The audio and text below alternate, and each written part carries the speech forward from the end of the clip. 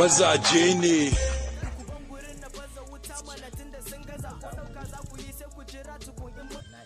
Yanzu wai bi ta 48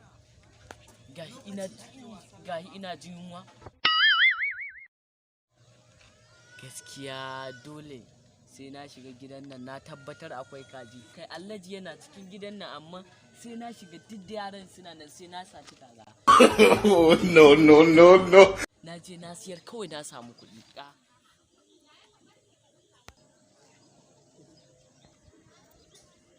Kai, anya kuwa jama'a can ku ba za su yi nan.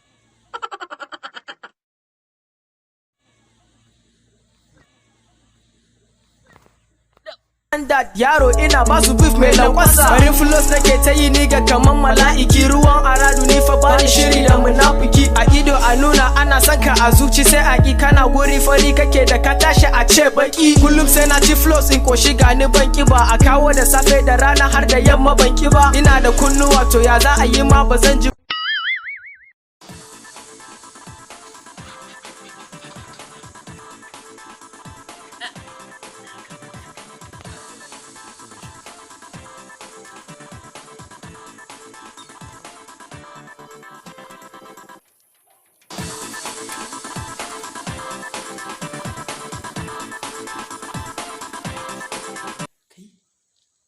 Wani mutum can ya shigo da sanda ya shige kuma ta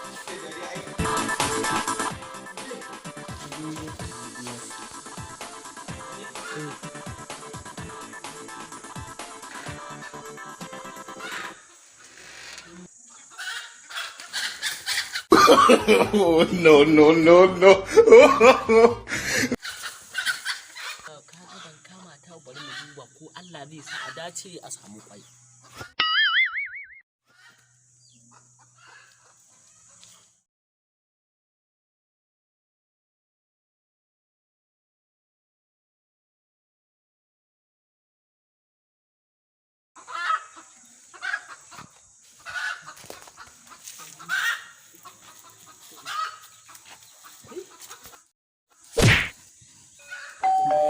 Dan girman la ilaha illallah ku yi haƙuri. Me kake nema? Wallahi ka gani ba ma ɗan ƙasar nan bane mai gida.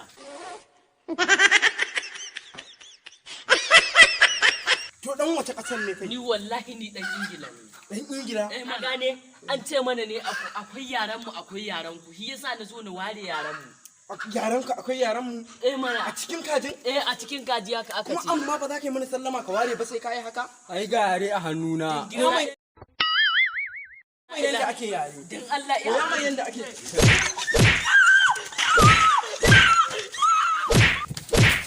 Wayo kai.